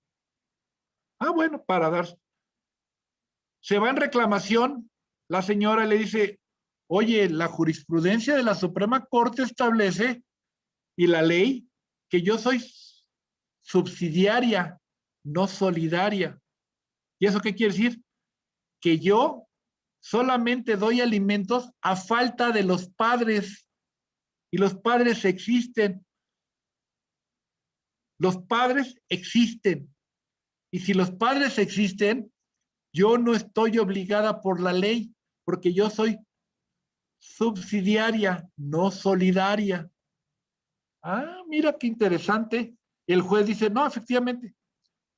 Bueno, bajo una tesis que dice que los alimentos nunca se pueden cancelar, pues dijo, pues te pongo el 4%. Le pone el 4% y se va al amparo la señora. La señora, la nuera. La nuera viene reclamando y el juez de distrito le dice, te concedo la suspensión. Pero primero dice, ya hace todo un enrollo porque dice, analiza el 124 porque era su machote, un machote con la suspensión en el 124, y dice, te concedo pero te niego porque son actos consumados, pero te la concedo porque es de orden público y interés social que no te quedes sin alimentos. Ah, caray, se viene la abuela y dice, oye, si no tiene apariencia del buen derecho, no tiene apariencia del buen derecho. O sea, ella no va a ganar el juicio en el fondo lo tiene perdido. ¿Te fijas? Bueno, se presenta el proyecto y digo, pues sí, la señora no tiene apariencia del buen derecho, debe negarse la suspensión. Lo curioso es que, bueno, se presentó el asunto y en sesión se dice no, porque existe una tesis de que la apariencia del buen derecho no es para negar. A ver, fíjate cómo va a estar el asunto. La señora, vean, si estoy en este contexto, la suegra va a llevar un juicio que a la postre va a ganar porque no tiene por qué darle alimentos al niño. En la medida cautelar se le van a fijar el 50% de su pensión jubilatoria y no va a ser hasta la sentencia en que se va a cancelar y se le va a decir que no tenía derecho a esta parte, pero le vamos a decir, pero no, y ella cuando quiera irse a la corte o reclamar el pago del indebido, le van a decir que no, porque los alimentos no se pueden devolver. Aquí ya dejé sin sentido el artículo 14 constitucional en la forma en que se resolvió. O sea, si yo lo veo sin apariencia del buen derecho para poder conceder la medida cautelar, dejo aquí sí sin sustento, acabo el núcleo duro del derecho de que nadie podrá ser privado porque ya se le ejecutó. ¿Se fijan del tema? Lo interesante del punto, ¿cómo es resolverlo con apariencia y cómo es resolverlo diciendo la apariencia no puede servir para negar? Caray, entonces no va a servir para negar y voy a tener este tipo de abusos. Esto violaría el artículo 14 constitucional. Y entonces ya no estoy hablando de optimización. Parecería que estoy ante una regla. Ante la urgencia y los alimentos se concede y ya no tenemos y ya el artículo 14 me da lo mismo. ¿Sí? Bueno, entonces tenemos que la apariencia pues es un elemento. El otro que es, ¿cuál es la apariencia del buen derecho? Bueno, no, en la suspensión dice, fíjense cómo nos dice, ¿no? Bueno, en esta es la ejecutoria la apariencia del buen derecho, esto lo dice la ejecutoria de lanzamiento, le pongo los párrafos y todo. En ese sentido, la suspensión participa de los efectos protectores del amparo y por eso equivale a un amparo provisional. Esto, pues, mientras el quejoso en el goce del derecho alegado, en tanto se dicta la sentencia garantizándole la eficacia de la institución del amparo. De ahí que lo determinante para resolver si se concede o no la apariencia del buen derecho o fumus bore en cuanto a que consiste en un juicio preliminar sobre la conformidad a derecho de la petición del quejoso o de la inconstitucionalidad del acto reclamado frente al cual se solicita la tutela preventiva de la suspensión, es la apariencia que se tenga derecho.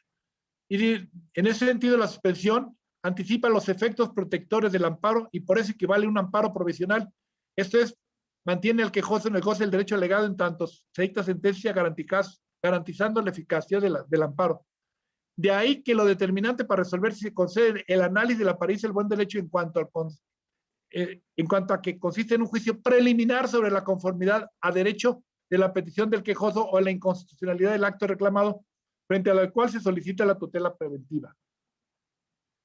Si esta medida si esto es en sede cautelar, a diferencia de la principal, las sentencias, basta un análisis minucioso que se lleva a cabo por el juez que aparezca verosímil la existencia del derecho alegado y que por un cálculo de posibilidades se pueda prevenir que la providencia principal, sentencia amparo, declarará el derecho en sentido favorable a quien lo solicita la medida cautelar, a manera de una hipótesis que puede ser comprobada o bien refutada.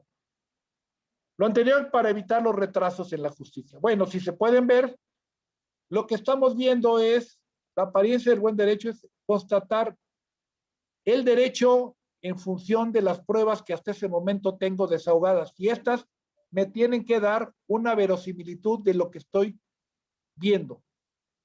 Si no tengo esa verosimilitud, estaría yo adelantando, ahora sí, sin tener derecho a alguien, ejecutando en forma preliminar. Entonces no puede quedar, no puede señalarse que solamente sea para negar. El estándar probatorio, como les digo, debe de ser en un momento, es alto en función de las pruebas que tengo en su momento. Las pruebas que me presenta el quejoso y las que se puedan desahogar y las que me pueda presentar la autoridad responsable en el informe previo. Pero pueden haber algunas que están todavía que no se pueden desahogar por su naturaleza. Bueno, pero las que tengo me tienen que dar el tema de que tengo apariencia. Si no, no puedo empezar con una prueba que se va a desahogar durante el juicio concediendo una suspensión sobre un derecho que va a estar sujeto a una prueba que se va a desarrollar en el juicio. No, tengo que entrar con pruebas más o menos verosímiles que me puedan dar esa hipótesis. Es la apariencia del buen derecho. Y puede ser, se analiza en la provisional y en la definitiva. Hay otro punto que me interesa, que es el juicio de ponderación. Y esto ya es, Paco, el tema va rápido. ¿A quién le corresponde el juicio de ponderación? Porque aquí me queda una circunstancia. A mí en la Constitución me dicen que es el juez el que en la exposición de motivos me dice muy tajantemente que se propone, en materia de la suspensión, se propone establecer el marco constitucional a fin de que permita, dice, corregir, para tal específico se privilegia la discrecionalidad de los jueces. Y aquí me llega una pregunta muy especial.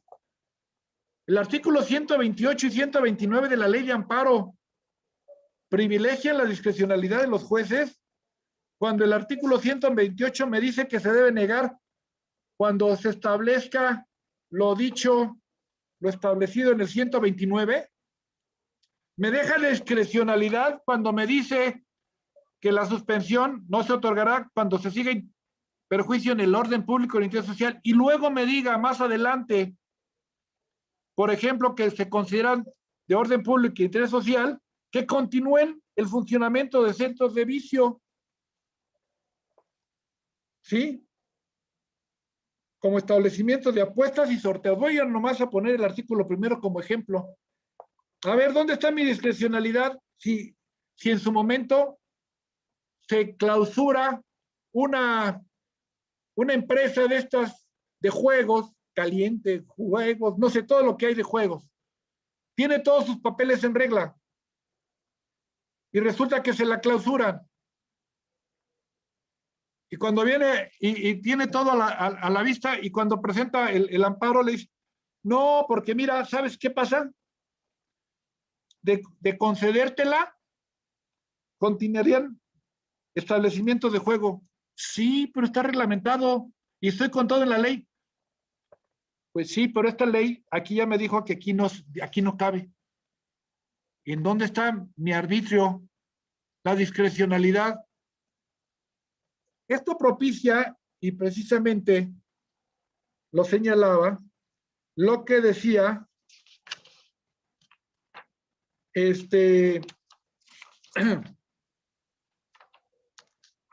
lo que decía en su momento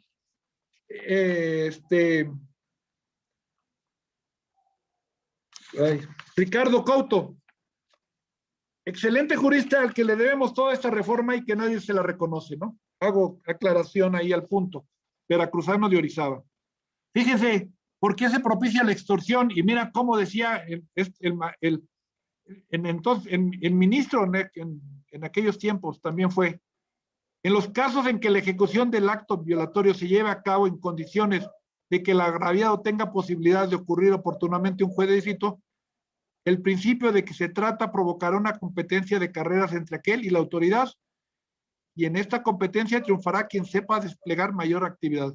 Esto es, que ya de por sí se le resta seriedad al juicio constitucional ofrecerá, dada la corrupción que predomina en el ambiente burocrático, un campo propicio para el soborno y cohecho, pues tanto el presunto agraviado como el tercero a quien favorezca el acto violatorio emplearán toda clase de medios ilícitos, el primero para retardar la ejecución del acto y el segundo para apresurarlo. Por otra parte, el mencionado falso principio será un incentivo para que la autoridad, sabiendo que la ejecución por sorpresa de un acto violatorio prive el agraviado de la protección inmediata, no se preocupará de las exigencias constitucionales, confiando para la sentencia definitiva de la violación la fuerza que tienen los hechos y que no tendría que... ¿Qué quiere decir esto? Yo pongo un ejemplo. Tengo un empresario bueno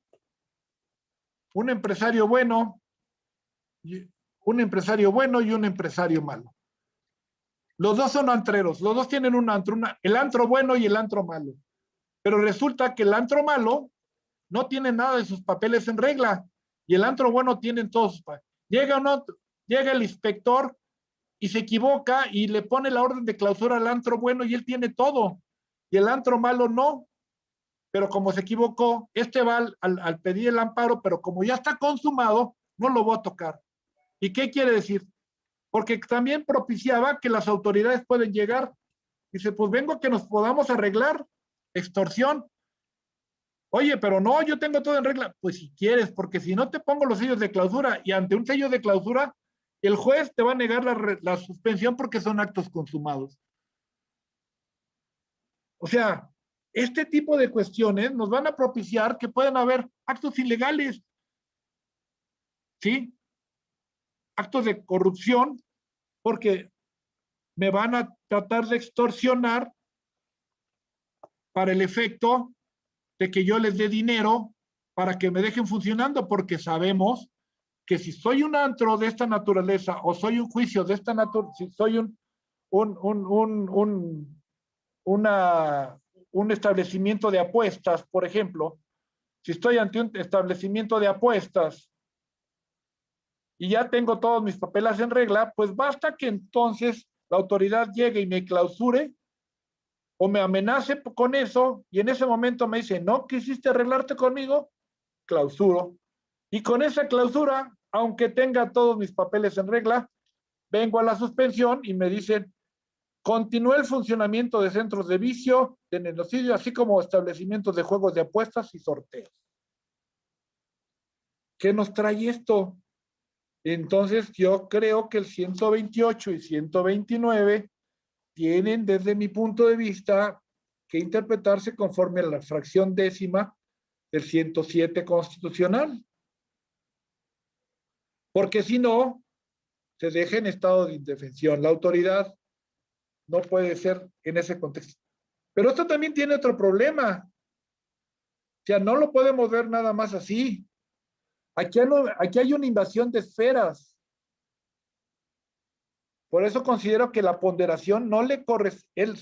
Si la ponderación le corresponde al juez, como lo ordena el 107, fracción décima, dice, el juez deberá, le está ordenando al juez, no más, el juez deberá hacer esto. Ok, si yo lo interpreto así, ya con eso bastaría. Pero si yo, cuando ya estoy viendo el 107, fracción décima, pero luego cuando me dice, el juez ponderará, y luego me dice, ay, pero caí en el 128, fracción segunda, y en la fracción primera del 129. Ya no. ¿Por qué? ¿Quién ponderó? Por mí. El legislativo. Esta función de ponderar no le corresponde al legislativo. ¿Y por qué no? Conforme a nuestra estructura y la división de poderes, existen tres poderes, ejecutivo, legislativo y judicial.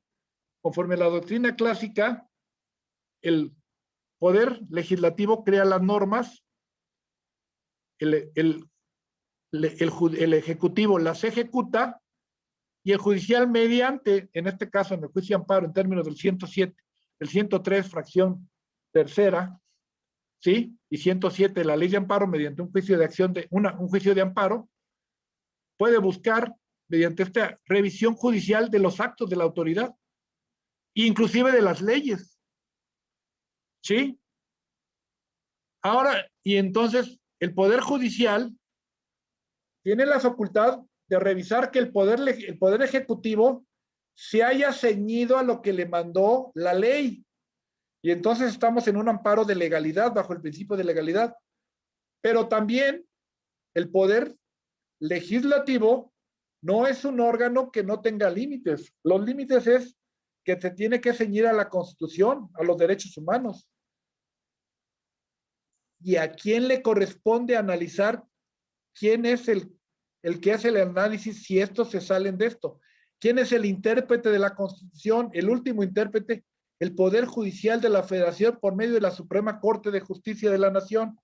Es el órgano encargado de analizar la constitucionalidad de los actos y la legalidad de los mismos en su caso. ¿En qué parte de la Constitución se establece que solamente es en la sentencia de amparo donde se hace este análisis y este control de la constitucionalidad? ¿En qué parte de la ley de amparo o de la Constitución se establece que en la medida cautelar no hay jurisdicción? ¿En qué parte de la Constitución o de la ley de amparo se establece que el poder de ser el último intérprete de la Constitución nada más está contemplado en la sentencia definitiva y no en las medidas cautelares? Entonces, ¿de qué me sirve la tutela anticipada si en la tutela anticipada la autoridad a la que voy a revisar puede en su momento determinar a priori que esos actos no van a ser materia de suspensión? De ahí viene, y esto aparte porque no me toca ver este asunto, pero puede empezar a resultar muy, muy curioso. Hay una iniciativa en el que se está estableciendo señalar 2 fracciones más al 129 para señalar que son de orden público todo lo relacionado con Pemex o como Comisión Federal de Electricidad. Y entonces esas leyes que se están manejando y que vamos a revisar, resulta que el revisado pone sus condiciones para que en medida cautelar se reserva para que no se pueda ver, me pueda llevar 1 o 2 años y llega al final del juicio y yo puedo establecer que a lo mejor sí era inconstitucional esta ley, pero me dijeron que esta ley no la puedo ver en este momento cautelar. Creo que esta cuestión nos llevaría a pensar que este tipo de normas podríamos estarlas llevando también al ámbito de la inconstitucionalidad.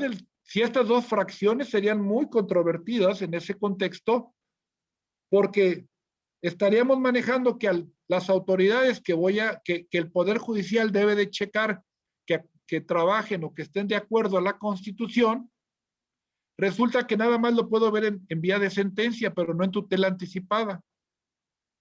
Entonces, la ponderación la debe hacer el Tribunal de Amparo, los tribunales constitucionales. Creo, ese es un punto, desde mi punto de vista jurídico.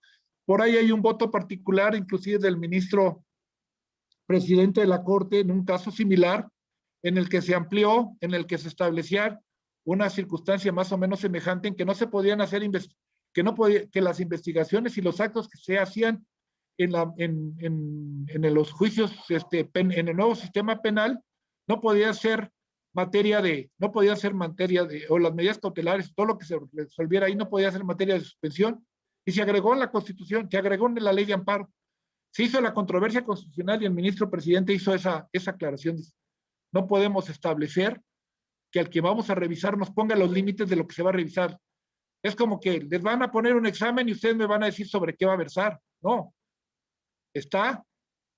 Yo les doy el temario y sobre eso resolvemos, pero no va a quedar a reserva de ustedes que aquí no me lo van a poder señalar. Estoy revisando la constitucionalidad y no va a quedar digamos, a contentillo, a la discrecionalidad de la autoridad legislativa decirme qué actos puedo analizar y qué actos no puedo analizar en vía constitucional. Y no lo salva tampoco porque me han dicho, es que esto se salva porque no has leído el último. No, esto me lo he leído y lo he releído, o sea, lo he releído. Y al final, dice, el órgano jurisdiccional de amparo excepcionalmente podrá conceder la suspensión, aun cuando se trate de los actos previstos en este artículo, si a su juicio con la negativa de la medida suspensional puede causarse mayor afectación al interés social. Pues aquí no entiendo porque parece que esto es de orden público e interés social y todavía hay otro orden público y interés social.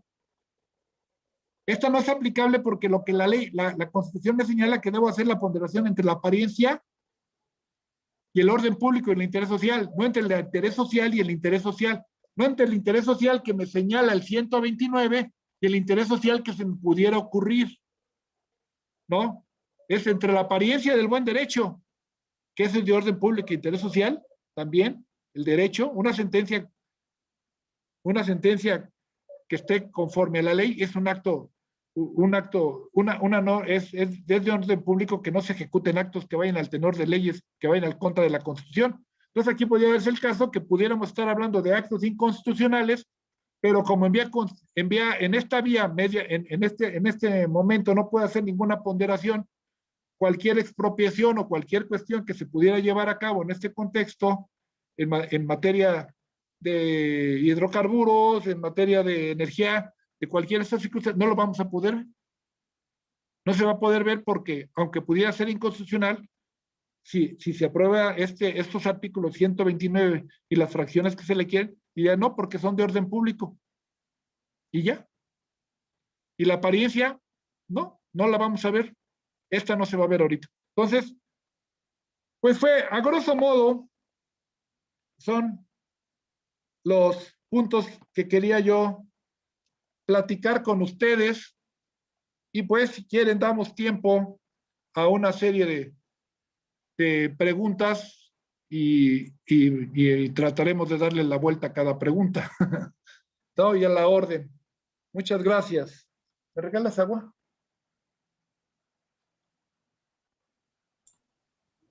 Muchas gracias, magistrado, por su ponencia.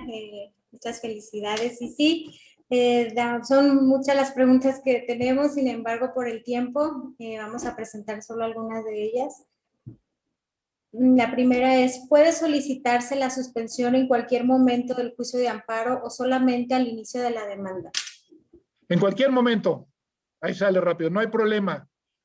En el momento, pueden haber actos que en su momento una ley autoaplicativa en su momento no causa algún perjuicio, pero se pide el amparo. Pero en el transcurso del juicio entra una norma una ley reglamentaria que permite que ya empiece a causar perjuicio la ley que está reglamentando, entonces ya podemos en ese momento ampliar la demanda y pedir en ese momento la suspensión. Hasta tiene que ser en ese contexto. Si el juicio se alarga en un momento dado, pues en un momento dado a lo mejor no urgía, pero ya cuando llegamos ya casi al final y no se ha llevado a cabo, pues sí tendríamos que hacerlo, ¿no? Adelante. Gracias. La segunda pregunta, ¿puede aclarar el efecto particular de la suspensión? Es decir, ¿la suspensión solicitada y otorgada a uno puede alcanzar a otros? ¿Cómo? A ver, ¿cómo? ¿A unos y a otros? ¿Puede aclarar el efecto particular de la suspensión? Mire, dependiendo del perdón, creo que ya entendí. Dependiendo del derecho del que estemos hablando. Hay derechos que se pueden individualizar muy fácilmente, ¿no? Pero hay derechos que a lo mejor que estamos hablando de derechos difusos, que cuando se tienen que, para que se me conceda, se tiene que hacer casi se tiene que dejar de aplicar la ley, pero para todos y no nada más para mí. Pongo un ejemplo que resultó de un asunto un poco raro, pero hace mucho tiempo se quitaron todos los comerciales de los deportes en materia, se quitaban todas las marcas, ¿no?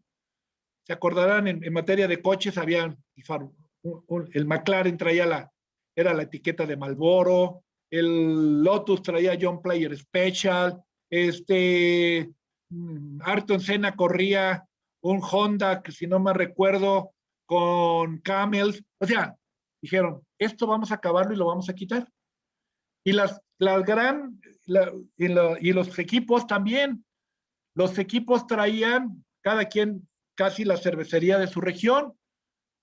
Entonces se hizo un reglamento de que se quitara todo y de repente en el fútbol se quitó todos los anuncios.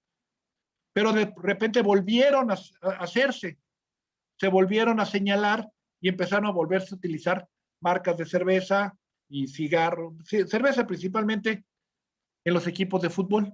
Bueno, ¿qué resulta? Que alguien dice, el argumento puede ser válido y hay que analizarlo. Vengo a pedir el amparo contra esta nueva regulación porque saben que yo era alcohólico o soy alcohólico y cuando veo una cerveza a la hora del partido voy a tomar y me pierdo y entonces ya se acabó. Está afectando a mi salud y no quiero que tampoco mis hijos tengan esto. Se desechó la demanda de amparo, ¿no? Es notoriamente improcedente, no, el amparo no se puede individualizar. Y esto va en relación con la suspensión, ¿no? Se fue a la queja y en la corte resolvieron, sí se puede, bueno, se fue a revisión. Pues dice, no es para desecharse, es para analizarse. Y si el señor tiene razón, ¿cómo le podía hacer yo para que ese amparo, que es un poco más genérico, ¿a poco voy a quitar que para la televisión de él no se apague, tengo un chip para que se apague inmediatamente? O lo quito o no lo quito. Y en la actualidad tenemos esa gran complicación. Esos derechos de carácter abstracto también pueden contemplar a mucha gente.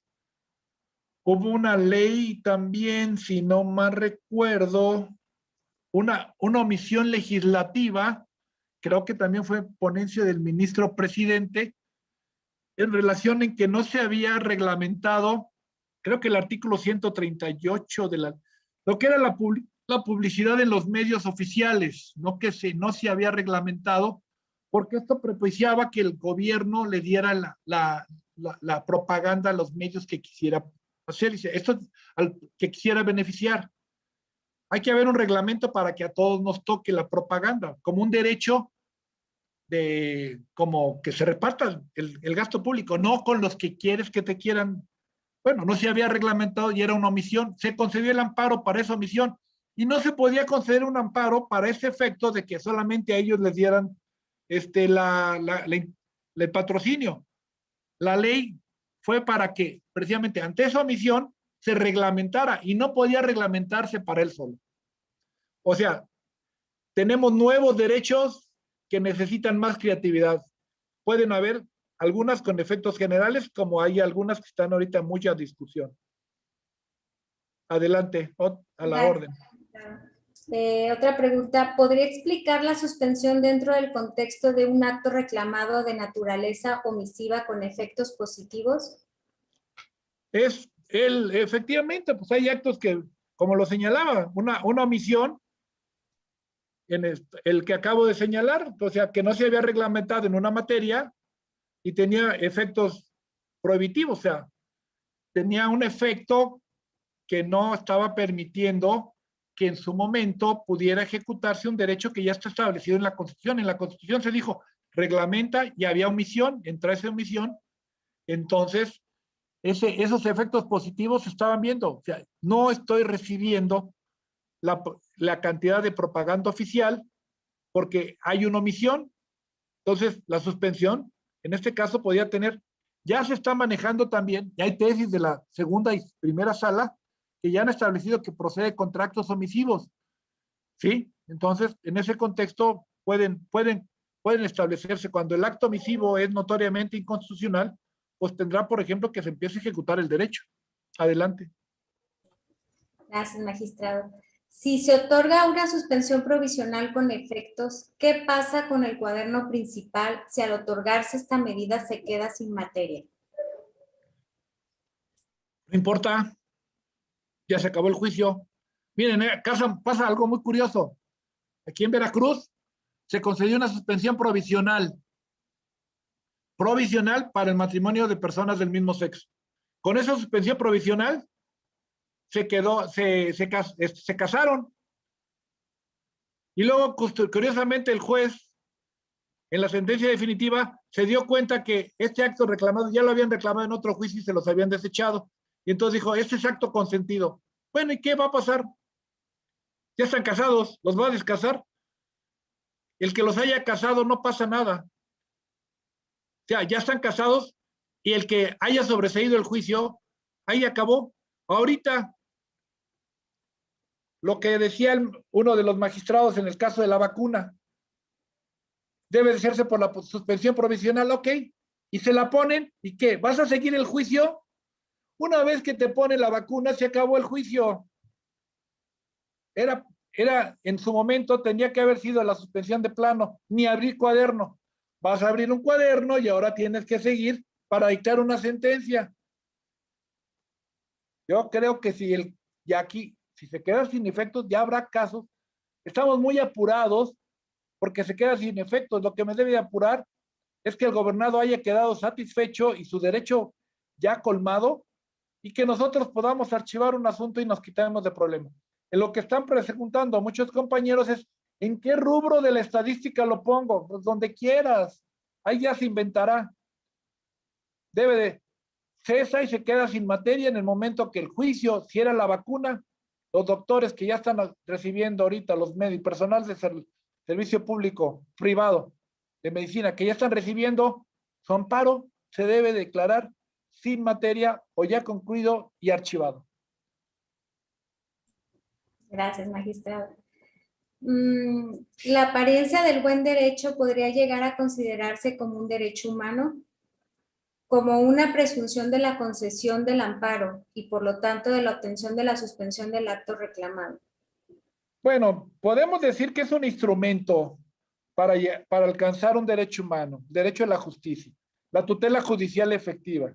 La tutela judicial efectiva precisamente es que la sentencia que probablemente pudiera llegarse a dictar a mi favor puedan llegar a ejecutar. Entonces, si lo veo así, es un derecho instrumental humano para hacer efectivos los derechos, y no que llegara una sentencia a la que yo tanto trabajo me costó, y cuando llego y me declaran el derecho, resulta que si estuviera yo hablando de los alimentos, por ejemplo, cuando llego a los alimentos, por no tener una medida cautelar, cuando llego yo ya me morí. O sea, la tutela judicial efectiva entonces, ese adelanto que se va haciendo, pero ese adelanto no es arbitrario, tiene que partir de la urgencia y de que quien lo pide tiene un derecho provisional, no le quiero llamar aparente ni superficial porque se han equivocado, pero un derecho que hasta el momento procesal en ese momento ha sido constatado y verosímil, y que puede tenerse otras consideraciones al dictado de la sentencia si aparecen pruebas diferentes. Pero sí, como derecho humano, la tutela judicial efectiva debe ser un derecho humano de carácter adjetivo. Gracias, magistrado. ¿La apariencia del buen derecho puede usarse para negar la suspensión o solo es aplicable para concederla? Esa es una controversia. Miren, la tesis que saca la segunda sala se refiere a la legislación anterior del juicio de amparo. Y hay una tesis de la primera sala de lanzamiento y otras que han sacado que se dice que para conceder la suspensión se tendrá que acreditar la apariencia del buen derecho, demostrada la apariencia del buen derecho.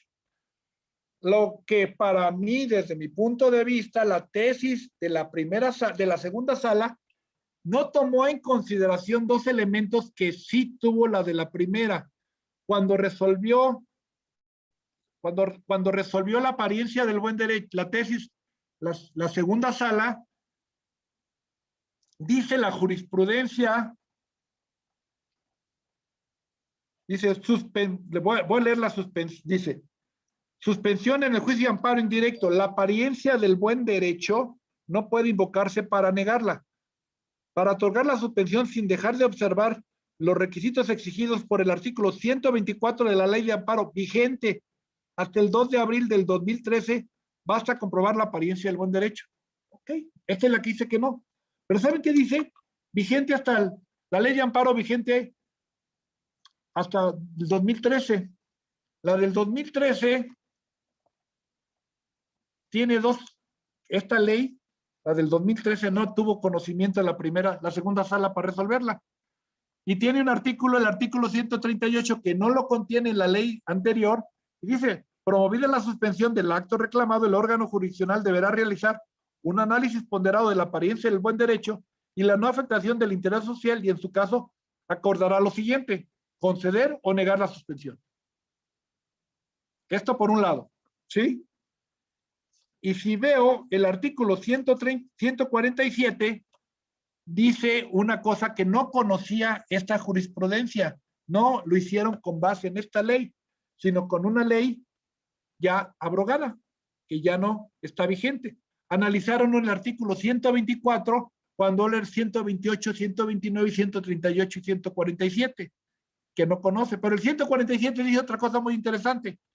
Atendiendo a la naturaleza del acto reclamado, ordenará que las cosas se mantengan en el estado que guarden, y de ser jurídica y materialmente posible, restablecerá provisionalmente al que goza. Restablecerá. Este elemento de restablecer nunca lo tomó en consideración la primera sala, la segunda sala. O sea, estaban hablando interpretaron una ley que en su momento no tomó en consideración. Pero voy a hacer una precisión que dijo en la misma ejecutoria. Dice, vamos a hacer, dijo la ejecutoria, y lean la ejecutoria de esta de la segunda sala y le puede dar la respuesta.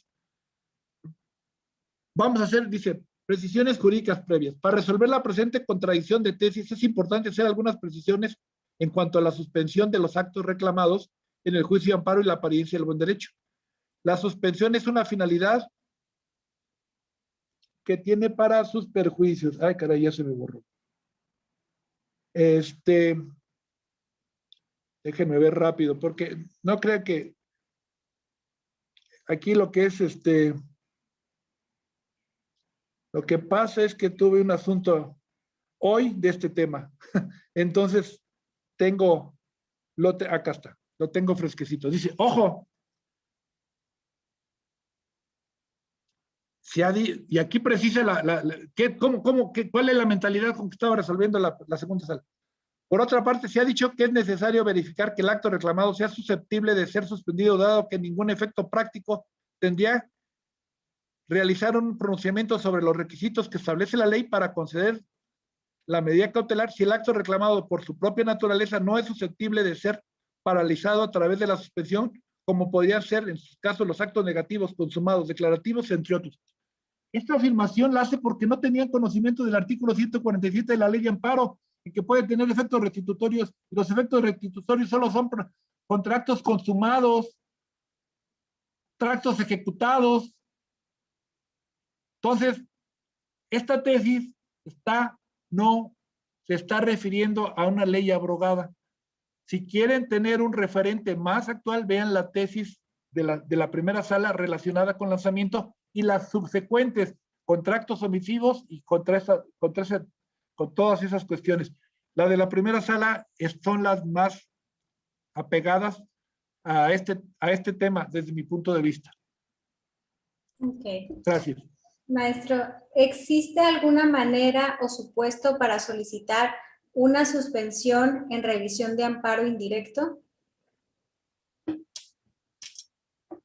Pues yo creo que si se puede hacer en cualquier tiempo la revisión, el tribunal colegiado está resumiendo jurisdicción, y si ahí se dan casos diferentes, se podría hacer.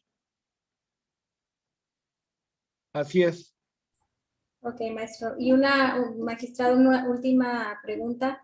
¿Procede la suspensión en delito grave de los contemplados por el artículo 19 constitucional? Mire, es un tema de penal que yo considero que le estamos quitando la medida cautelar todos los efectos. No, nos habían hablado que se había cambiado un nuevo sistema en que la presunción de inocencia se puede dar, pero aquí en el caso es que me ponen delitos graves, y para mí los delitos graves, en este caso, me quitan la presunción de inocencia y me voy a llevar, si me toca un delito grave, me voy a llevar todo el proceso en la cárcel. Entonces, y aunque no fuera yo, como esto lo voy a determinar en el fondo, para mí ya hay recomendaciones de la Corte Interamericana y del Alto Comisionado de los Derechos Humanos de que la prisión preventiva viola la presunción de inocencia. Pero la ley de amparo así lo está establecido, y pudiera darse que también pudiera alguien hacer una interpretación alguien, yo no estoy en materia penal, pero establecer que de alguna manera, el punto está que cuando se pone en la Constitución, es el tema de que ya con este lo quieren hacer, con esto casi, perdón, se blindan cualquier inconstitucionalidad. El arraigo era inconstitucional antes de que se incorporara a la Constitución, la Corte lo había declarado inconstitucional. ¿Y qué hicieron? Lo pongo en la Constitución y ya ahora no es inconstitucional. Pero esto a nivel internacional no pasa. Digo, no soportaría un análisis en la Corte Interamericana. Seríamos condenados. Magistrado, pues muchas gracias por su participación del día de hoy. Y antes de despedir esta sesión del diplomado, ¿quisiera usted cerrar con alguna conclusión o consideraciones finales?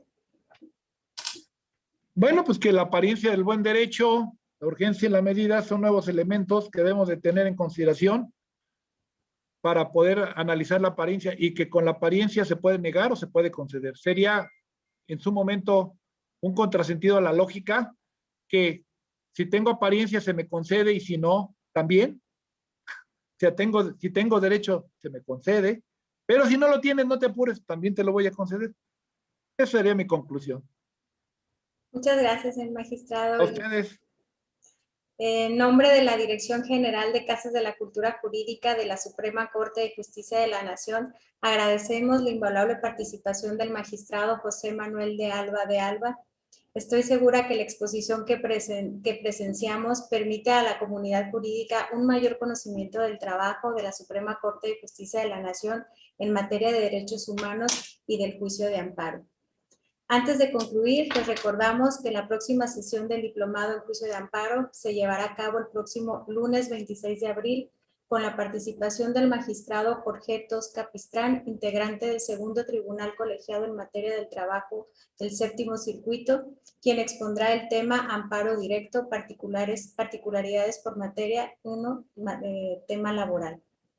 En la plataforma del diplomado y en la página de las Casas de la Cultura Jurídica encontrarán el vínculo de acceso a esta nueva transmisión. Muchas gracias a todas y a todos por habernos acompañado en esta sesión el día de hoy. Que pasen muy buenas tardes. Gracias.